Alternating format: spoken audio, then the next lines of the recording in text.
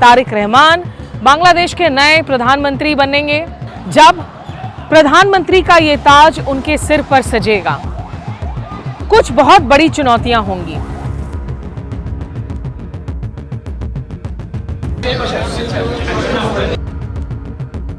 तो ये विदेश नीति कैसी होगी, भारत भी इस पर नजर रखेगा।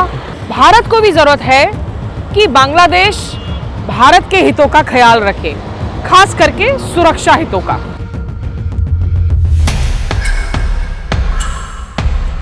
नमस्कार, आदाब, ढाका से नमस्कार। आपके साथ मैं स्मिता शर्मा हूं। आप देख रहे हैं मेरा YouTube station Smita Sharma journalist. और मेरे पीछे है वो इमारत जहां लोकतंत्र की जड़ें मजबूत होने का वादा होता है लोगों के साथ में। ये है बांग्लादेश का संसद भवन और इसी के लिए चुनाव करवाए गए, जिन चुनावों में लगभग 60% की वोटिंग हुई। यहाँ 300 सीटें हैं इस संसद में और इस दफ़ा जब वोटिंग हुई 299 सीटों पर 12 फरवरी को, तो उसमें बहुमत से जीत हासिल हुई है बांग्लादेश नेशनलिस्ट पार्टी यानी कि बीएनपी को, जिसके चेयरपर्सन हैं तारिक रहमान, जो कि स्वर्गीय प्रधानमंत्री बेगम खालिदा जिया और इस देश के पूर्व राष्ट्रपति रहे जियाउर रहमान के बेटे हैं।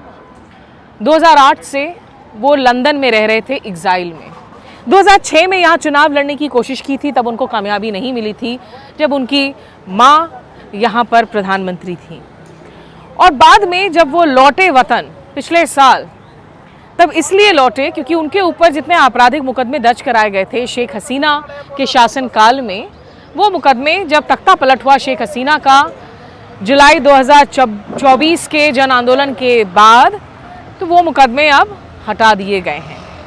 इस व्लॉग में मैं आपको बताऊंगी कि आगे अब, जबकि ये तय है कि तारिक रहमान बांग्लादेश के नए प्रधानमंत्री बनेंगे और 1991 के बाद पहली बार एक पुरुष प्रधानमंत्री होने जा रहा है, क्योंकि 1991 से लेकर 2024 तक सत्ता की जो डोर है वो रही दो बेगम्स के बीच में, बेगम खालिदा जिया और शेख हसीना।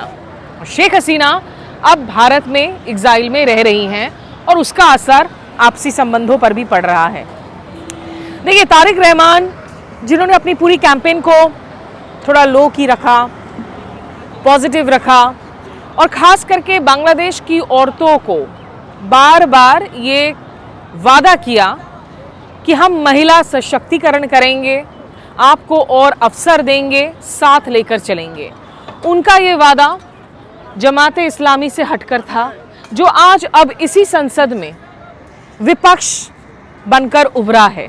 वही जमात इस्लामी जिसको लंबे समय तक बांग्लादेश की राजनीति में प्रतिबंधित रखा गया, लेकिन इस बार वो चुनाव लड़े। इन चुनावों में जहां अवामी लीग को इजाज़त नहीं थी चुनाव लड़ने की, 11 दलों की एक गठजोड़ बनाकर, और जिसमें शामिल थे एनसीपीबी यानी कि national citizens party led by Nahid Islam, जो युवा नेता हैं, युवा चेहरा हैं। जेनजी की जो अपराइजिंग हुई, जो स्टूडेंट्स मूवमेंट हुआ जुलाई अगस्त 2024 में, उसके फोर फ्रंट पर थे। नाहिद इस्लाम की पार्टी बहुत ज़्यादा अच्छा नहीं कर पाई, 30 सीटों पर ज़रूर लड़ी है और खमियाजा कहीं शायद भुगतना पड़ा उन्हें जमात के साथ हाथ मिलाने की वजह से। लेकिन इस अलायंस को जहां लगभग 70 सीटें मिली हैं, ये अब तक का जमात का सबसे बेहतरीन परफॉर्मेंस है। ओवर द ईयर्स 90 के दशक में जमात की जो परफॉर्मेंस थी, 10% तक वोट शेयर उनको मिला था। तो आज इस संसद में अवामी लीग के सांसद तो नहीं हैं, अवामी लीग के वोटर्स ने बीएनपी का साथ दिया है, ऐसा बिल्कुल समझ में आ रहा है। बहुत सारे ऐसे कॉन्स्टिट्यूंसीज जहां आमतौर पर परंपरागत रूप से अवामी लीग के समर्थक होते हैं या अल्पसंख्यक होते हैं, जिनमें बांग्लादेशी हिंदूज भी शामिल हैं, कुछ शेख हसीना की पुरानी सीट से भी। इन सीटों में भी एक शुरुआती रूप में असमंजस थी कि वोट डालें ना डालें, बीएनपी जमात दोनों ही विकल्प अच्छे नज़र नहीं आ रहे हैं। लेकिन लोगों ने शायद तय किया कि नहीं, let's go for a party जो कम से कम पहले शासन में रही है और जिनके घोषणा पत्र के वादे इस वक्त ज़्यादा मॉडरेट नज़र आते हैं कंपेयर टू जमात, जो अभी भी चाह रहे हैं कि बांग्लादेश को एक उदारवाद की राह पर ही लेकर चलें। बातें तो बहुत की जाती हैं चुनावों में, वादों भी बहुत किए जाते हैं चुनावों में। अब इन वादों को पूरा करने के लिए आगे क्या चुनौतियां हैं? तारिक रहमान के लिए शपथ ग्रहण समारोह के बाद जब प्रधानमंत्री का ये ताज उनके सिर पर सजेगा, कुछ बहुत बड़ी चुनौतियां होंगी। सबसे बड़ी चुनौती याद रखें, तारिक रहमान 17 सालों तक बांग्लादेश से बाहर थे, वो लंदन में थे। उन्होंने इंटरनेशनल रिलेशंस की पढ़ाई की, एग्रो टेक्सटाइल बिजनेस है। तो एक तरीके से बांग्लादेश की नब्ज को इन चुनावों में उनकी पार्टी ने तो समझ लिया, पार्टी पर लोगों ने भरोसा जता दिया। एज ए लीडर उनके पास अनुभव नहीं है, एज एन एडमिनिस्ट्रेटर उनके पास अनुभव नहीं है। तो वो देखने वाली बात होगी कि शासन की जो डोर है जब उनके हाथ में अब आ गई है, किस तरह का शासन वो कर पाते हैं। क्योंकि उनकी पार्टी में भी बहुत सारे पुराने वरिष्ठ नेता हैं जिसे हम ओल्ड गार्ड कहते हैं, और नए नेता हैं जो उनके साथ लंदन में कई सालों से उनके साथ रहे, आज उनके एडवाइजर्स बनकर आए हैं, उनकी क्लोजेस्ट कोटरी है। काफ़ी बार देखने को मिलता है कि इस तरह की सिचुएशंस में कोटरी कल्चर कभी बन जाती है, बुजुर्गों और युवा नेताओं के बीच में एक टकराव की स्थिति देखने को मिलती है, और leaders when they stop picking up कि आखिर ज़मीन पर क्या चल रहा है तो दिक्कत होती है। तो Tariq Rahman will have to hit the ground running. पहले दिन से ही कामकाज शुरू, लोगों के बीच में रहना होगा, लोगों को समझना होगा, लोग क्या चाहते हैं उसको वो इग्नोर नहीं कर सकते हैं। क्योंकि इन्हीं सब बातों की वजह से गुस्सा देखने को मिला था बांग्लादेश में, जिसने मजबूर कर दिया शेख हसीना को इस देश को छोड़कर जाने के लिए। तो एडमिनिस्ट्रेटिव कैपेबिलिटी, क्षमताएं, वो एक बड़ी चुनौती है। दूसरी बात है, देखिए उनकी टीम में अच्छे लोग होंगे, पोटेंशियल है। बीएनपी चूंकि पहले भी सत्ता में रही है, बहुत सारे उनके सांसद हैं जो कई बार जो हैं संसद में आए भी हैं, चुनाव लड़कर जीते भी हैं, उन लोगों को भी सीनियर कैबिनेट पोजीशन ज़रूर मिलेंगी।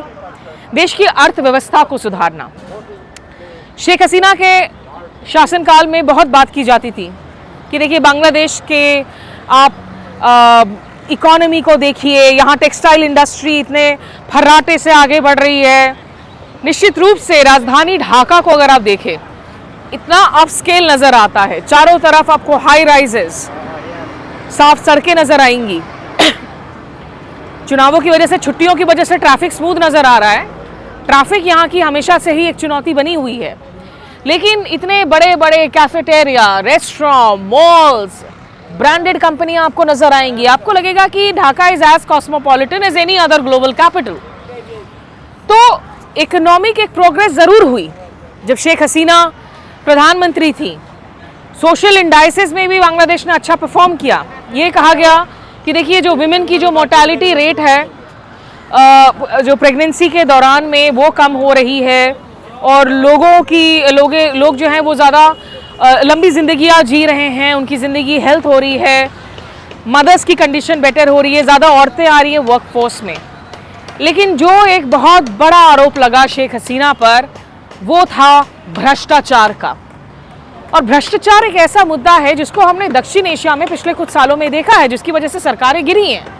फिर वो श्रीलंका में राजपक्सास हो, नेपाल में केपी ओली शर्मा हो, या बांग्लादेश में शेख हसीना। तो तारिक रहमान के लिए दूसरी बड़ी चुनौती है भ्रष्टाचार। लोगों को उम्मीद है कि ये सरकार जब बने तो भ्रष्टाचार से उन्हें राहत मिले। जगह जहां पर करप्शन है, जो गरीब लोग हैं, जो आम लोग हैं, जिनको लगता था कि बहुत रिश्वत देनी पड़ती थी, दादागिरी जारी था, क्या उस पर नकेल कस पाएंगे। तीसरी बात, शेख हसीना के खिलाफ जो सबसे बड़ी नाराजगी की वजह बनी कि उन्होंने फ्रीडम ऑफ स्पीच, एक्सप्रेशन को यहाँ पनपने नहीं दिया, या शुरुआती दौर में तो दिया था, बाद में वो बंद हो गया। लोगों को लगने लगा कि उनको घुटन हो रही है। वो खुलकर उस वक्त की सरकार के खिलाफ कुछ बोल नहीं पा रहे थे।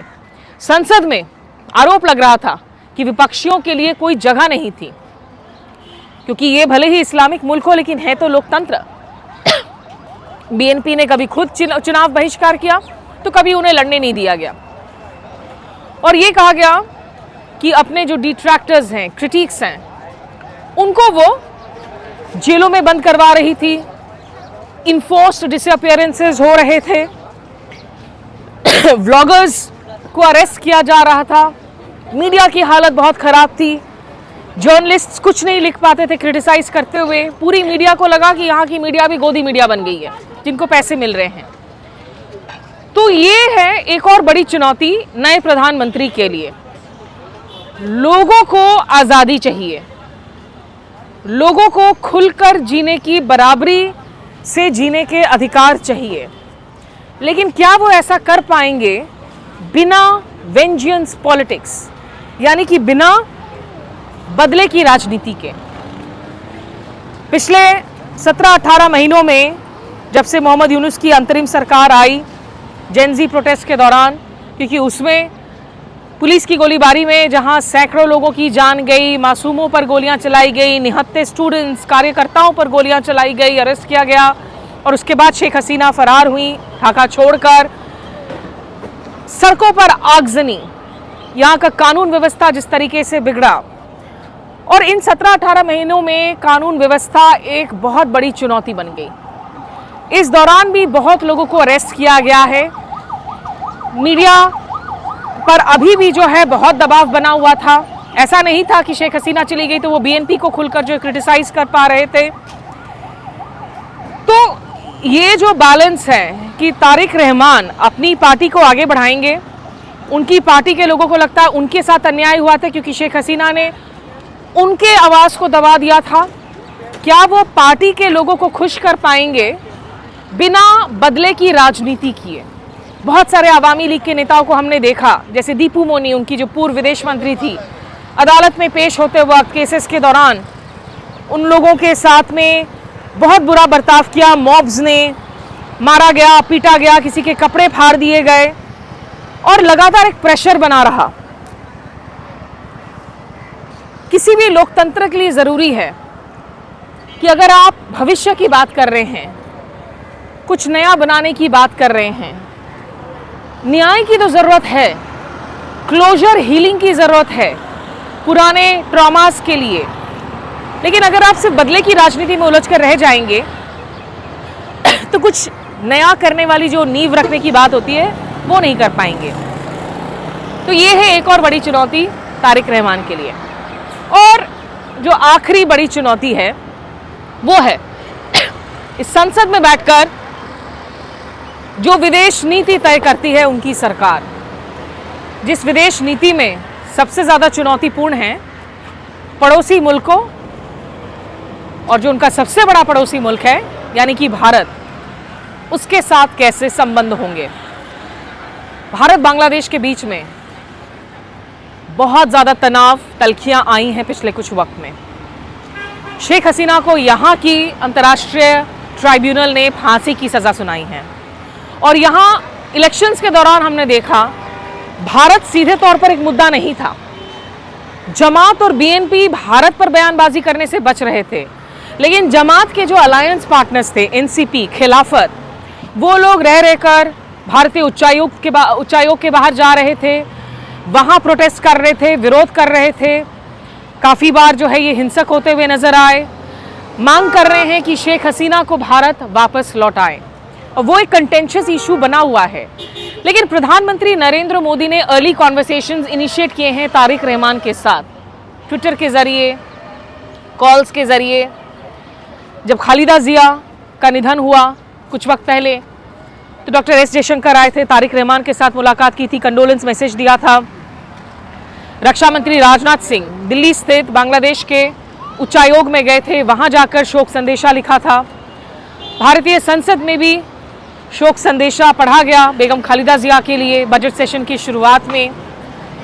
तो हिंट्स दी जा रही हैं कि ऑफकोर्स भारत के भी इंटरेस्ट में है कि जिस मुल्क के साथ हमारी इतनी बड़ी लैंड बॉर्डर्स हैं, जहाँ देखिए लोग एक जैसी भाषा बोलते हैं, वेस्ट बंगाल और अगर आप बांग्लादेश के बीच में देखें तो हमारी इतनी सांस्कृतिक भाषाई समानताएं हैं। बांग्लादेश के लोग भारत आते हैं, मेडिकल वीज़ा पर मेडिकल चिकित्सा करवाने के लिए। चीन वगैरह भले ही कह दे कि आप हमारे यहाँ आ जाओ, वो आसान नहीं है, दूर पड़ता है, महंगा होता है, खान पान, भाषा में दिक्कत, जो सहूलियत इन लोगों को होती है भारत आकर। भारत को भी ज़रूरत है कि बांग्लादेश भारत के हितों का ख्याल रखे, खास करके सुरक्षा हितों का। जो फ़ायदा मिला था जब शेख हसीना प्रधानमंत्री थी, क्योंकि वो कम से कम ऐसे एलिमेंट्स पर क्रैकडाउन कर रही थी जो लग रहा था कि यहाँ इस ज़मीन का इस्तेमाल ना करे, गलत इस्तेमाल ना करे भारत के खिलाफ आतंकी गतिविधियों को बढ़ाने के लिए।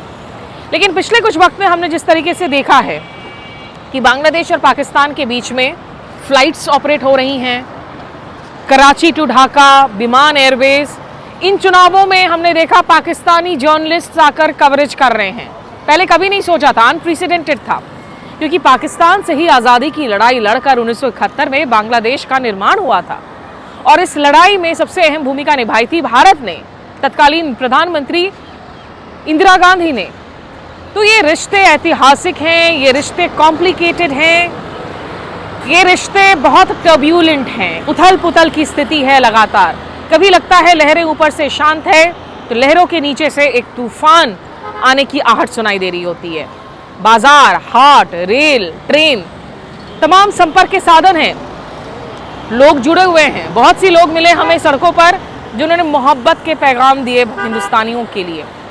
तो ये विदेश नीति कैसी होगी, भारत भी इस पर नज़र रखेगा देखने के लिए कि बांग्लादेश की सरकार के क्या ताल्लुक होते हैं पाकिस्तान के साथ, चीन के साथ।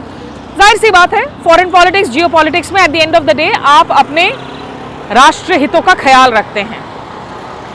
तो एक विश्वास बहाली के लिए कदम धीरे धीरे जो उठाए जाएंगे, उसमें पिछले को आने वाले जो कुछ दिन हैं वो थोड़े मुश्किल होंगे, क्योंकि भारत में पश्चिम बंगाल और असम में चुनाव हो रहे हैं। आपको पता है हिमंत बिस्वा शर्मा भारतीयों को ही जो है बांग्लादेशी बोल बोल कर गालियां दे रहे होते हैं, अपशब्द का इस्तेमाल कर रहे होते हैं, और बांग्लादेशियों के खिलाफ जब जब वो कुछ बोलते हैं या दूसरे नेता बोलते हैं, अमित शाह ने कुछ बोल दिया, दूसरे कट्टर नेताओं ने कुछ बोल दिया, तो उसका असर आपसी रिश्तों पर भी पड़ने लगता है।